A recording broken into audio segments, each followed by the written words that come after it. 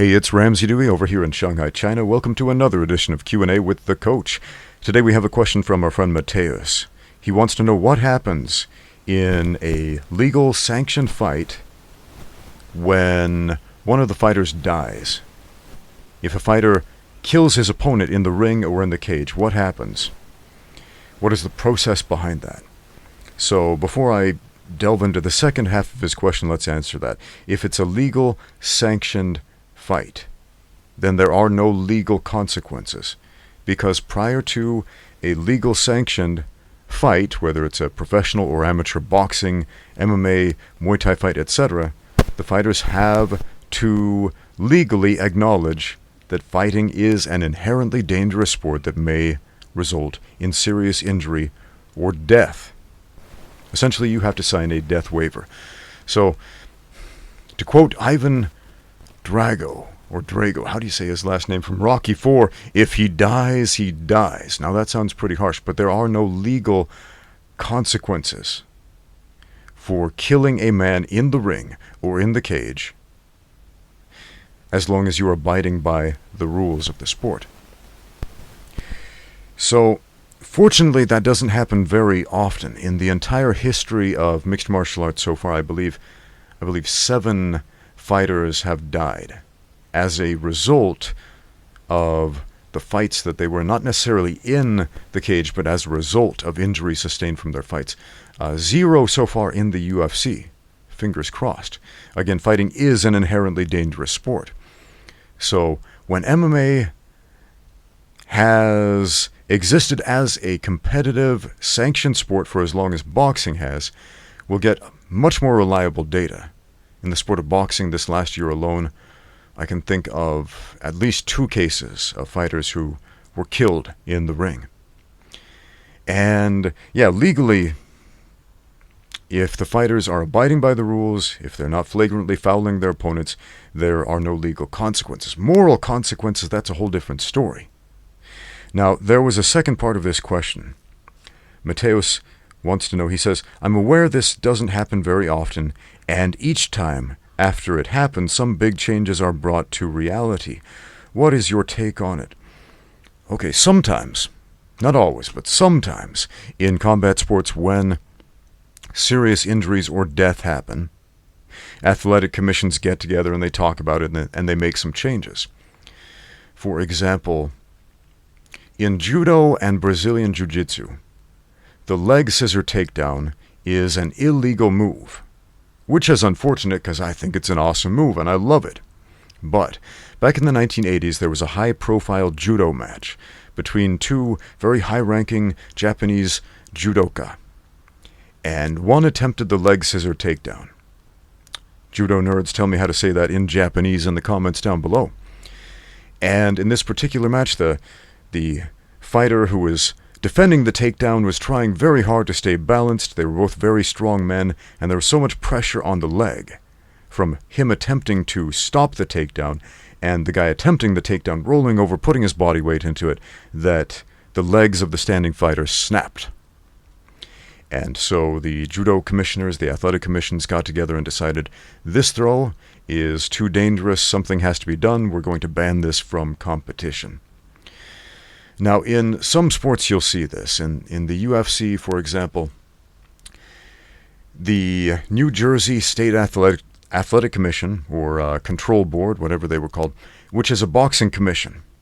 Back in the year 2000, they wrote the rules for the UFC. They penned the unified rules of mixed martial arts. And based on their observations, they made these rules. Some of them make a lot of sense. For example, no striking the back of the head, because that can cause some serious long-term injuries. So that is a boxing tradition that came over to mixed martial arts, and I'm not upset about that. One of the rules I think is silly, I'm very outspoken about this, the 12-6 elbow. I think that's kind of a silly rule. I've made many videos about that. But wait, where was I going with this? No, there was a rhyme and a reason behind this. Something that they banned. Ah, yes. Do you remember when Tank Abbott tried to throw his opponent over the fence in one of those early UFC events. Yeah. So these commissioners watched some UFC fights, these early UFC fights where it was fairly, I shouldn't say unregulated, but they had very few rules. No biting, no eye gouging, and not much else. No time limits, no weight classes. And Tank Abbott tried to throw his opponent out of the cage. Well, they passed a rule, don't throw your opponent out of the cage. We shouldn't do that. And yeah, based on that observation, what else? There was a fight where Gary Goodrich, his opponent was behind him trying to take him down. Gary Goodrich was up against the fence and he was grabbing the chain link of the fence to stop the takedown. And the commissioners decided that is too dangerous. And on that point, I absolutely agree with them, because if you have a strong wrestler trying to take you down and you are trying to stop that takedown by inserting your fingers inside chain link, you're likely to get your fingers broken at the very least, if not severed from your hand. So yeah, that was a good call. But as far as fighters dying and how that has changed rules or the sport in general, it sparks discussion sometimes. But let's look at boxing. In this last year, at least 2 more fighters have died in professional boxing. And the rules have not changed at all. Like, not at all.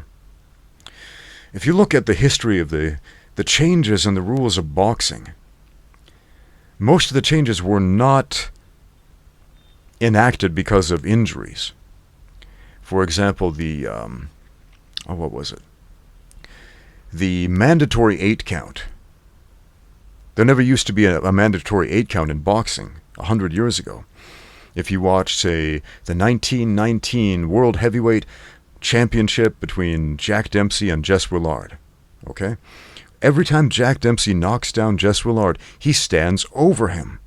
And as soon as Jess Willard puts 2 feet on the floor, boom, Dempsey knocks him down again. And that was really normal. That's how boxing was up until, when was it? It was when Jack Dempsey fought Gene Tunney for the first time that started to become a standard practice in boxing, that the standing fighter had to return to his neutral corner, and then the downed fighter would get an 8 count, where the referee would assess whether or not he was able to continue, give him some time to get back up on his feet, try to make things fair, if you will. That was the thought behind it. Not because anybody was injured, and fighters were injured. For example, Jess Willard had his jaw broken in several places, lost a bunch of teeth, broke multiple ribs. He was a bloody mess after that fight. And he was the much bigger man in that scenario.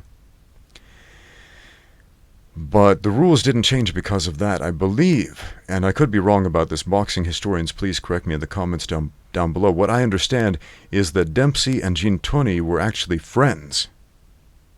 And out of respect for each other, because they didn't want to maul each other to death, if you will, they petitioned the athletic commissions, the powers that be, to have a 8 count enacted, where the standing fighter had to return to the neutral corner.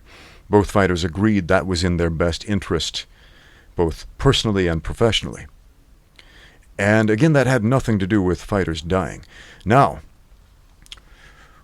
the standing 8 count, not to be confused with the 8 count, that is a rule that caused some serious problems. That was a weird rule. If you're not familiar with the standing 8 count, I think that was done away with in 1993. It was this odd rule where if a fighter was taking serious damage, not so bad that the referee would call it a TKO, where he could no longer intelligently defend himself, but leading up to that point, the referee had the liberty to stop the fight, and then, while the fighter who was taking the damage was still standing, would give him an 8 count. They'd call it the standing 8 count. So this caused some controversial decisions in the sport of boxing.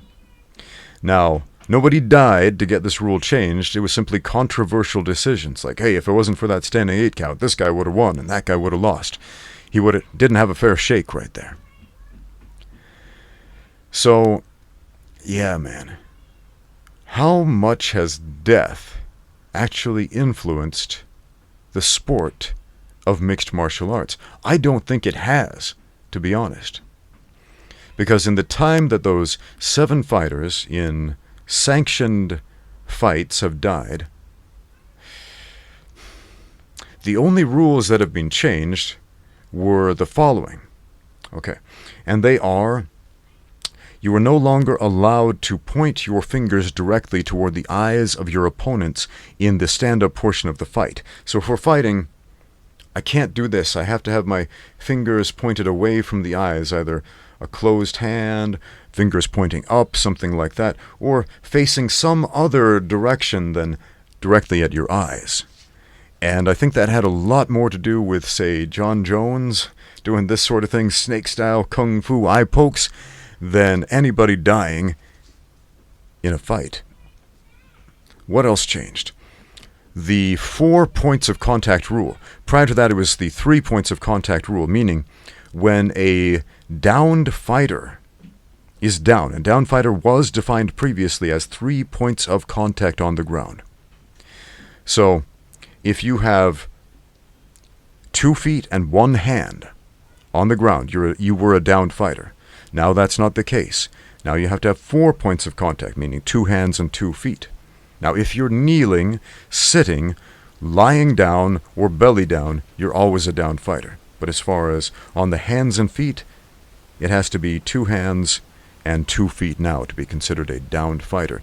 And I think this also had a lot more to do with John Jones than it had to do with anybody dying in the ring, because as you remember, John Jones would often make his initial move in the first round by coming out sliding a hand down on the ground with one hand up, essentially in that downed fighter position, so that his opponents could not kick him or knee him in the head, and he could put himself into a advantageous position at that moment. Anyway, I guess the powers that be are just, they just don't like John Jones exploiting the rules, man. What else changed? Yeah, not much else. Not having to do with anybody dying anyway. Now, if there was a big streak of death in mixed martial arts, especially if it happened in the UFC, and I think this is one of the reasons that we haven't really seen any substantial changes, because this is happening in small organizations. And it's often chalked up to, well, that's a small organization. They don't have the level of professionalism that the UFC has. And so we can't hold them to the same standard, clearly. But if we saw a death, a single death in the UFC, yeah, athletic commissions would probably start to jump all over that. If we saw 2 in a single year, as we saw in professional boxing in the last year, now, that's not an entirely fair comparison, since there are a number of different professional boxing organizations out there, as there are mixed martial arts organizations. But the UFC has a monopoly, if you will, a monopoly on the sport of professional mixed martial arts. So we can't ignore that. If we had a string of deaths in the UFC, yeah, we would probably see some serious changes in the rules. But if this is only happening in local level shows, we are probably not going to see any significant changes, if any at all. I hope that answers your question, my friend. If you have questions for the next Q&A, please leave them in the comments down below, or email me at ramseydewey@gmail.com. Oh, and thanks for watching. Get out there and train.